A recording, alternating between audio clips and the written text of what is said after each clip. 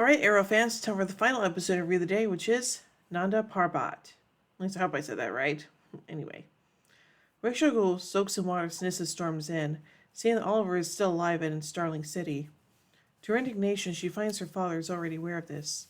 She accuses him of not caring that Sarah's killer walks free, though Ray states his certainty that Oliver did not kill Sarah.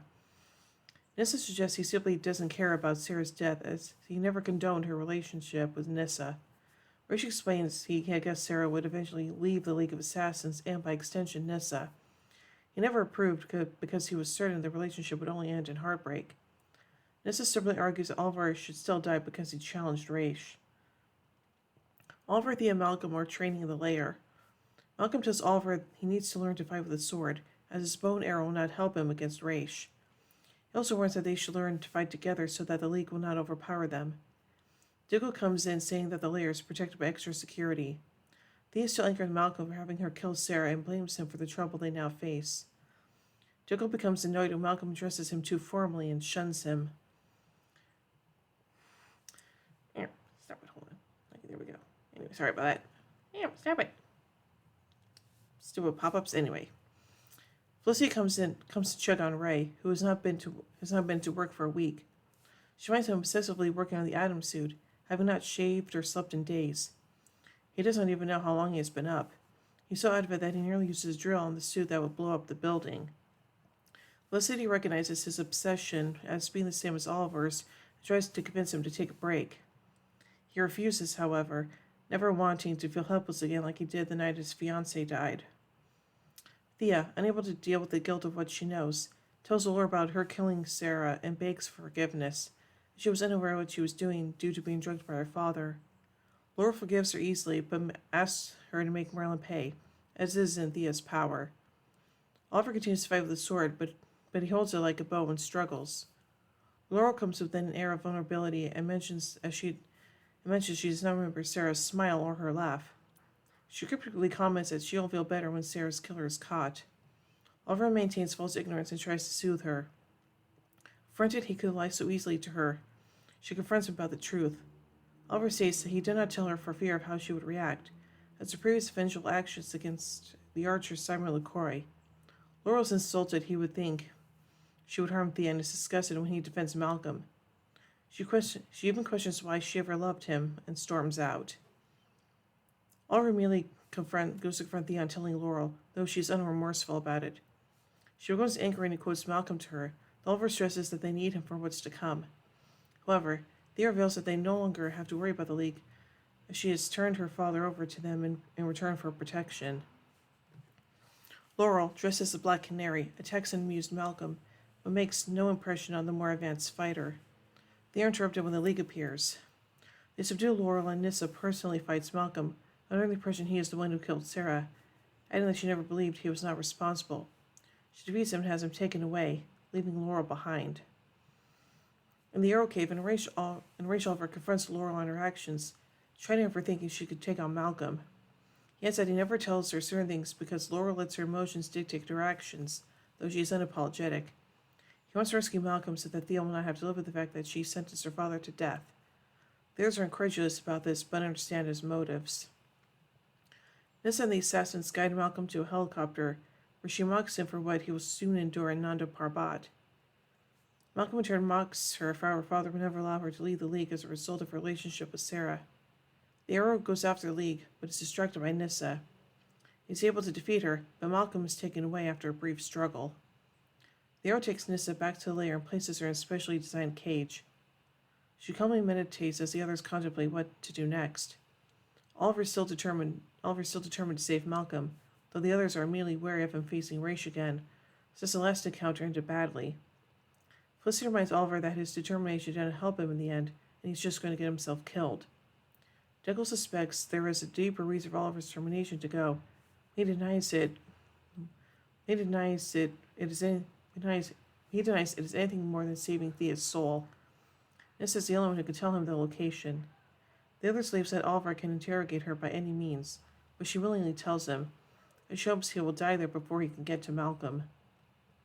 Diggle wants to go with Oliver so that he has a better chance of winning. Lyle encourages him to do so, as he has as he is at heart a soldier. Thea disagrees with Oliver going to Nanda Parbat to save her father, though Oliver warns her that, while she might not believe it, she'll eventually feel remorse and guilt for turning her father over to the assassins. Oliver knows because he feels guilt over his parents' deaths. Malcolm's put before Raish, rejects Malcolm's plans for mercy and offers to work for him. Raish states that he takes no joy in what will be done to Malcolm, as he was one of his best students. He has a yelling Malcolm led away.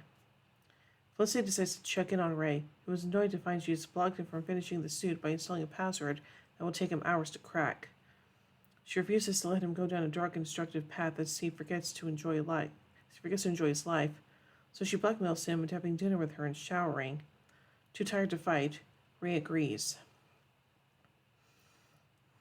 Oliver and Diggle approach Nanda Parbat with the intention of a sneak attack, only to be fired upon by flaming arrows. After some difficulty, they are able to get to Malcolm, who is being held over a death trap. Is he able to warn them of a trap before the gates close behind them? Raish having suspected that they would come. Oliver and Diggle are put in chains on the ground. Fearing morsel by letting Diggle come with him, Oliver apologizes, though Diggle points out he chose to come. Oliver acknowledges that while one reason he came to Nanda Parbat was to save Malcolm, it was also because he hated the thought that he was being beaten by Raish. While he considers it egotistical and insane, Diggle says it was natural. He thanks Oliver for the favor he intended to ask earlier, if he would be Diggle's best man at his wedding. Oliver says he would be glad to. Roy and Thea share in the grief that they both killed someone while under the influence of something. Roy tells her he had killed a police officer while injected with Mirakuru, and have regrets even though he was not in control. They visit the family police officer, who Roy occasionally visits under the guise of a friendly acquaintance.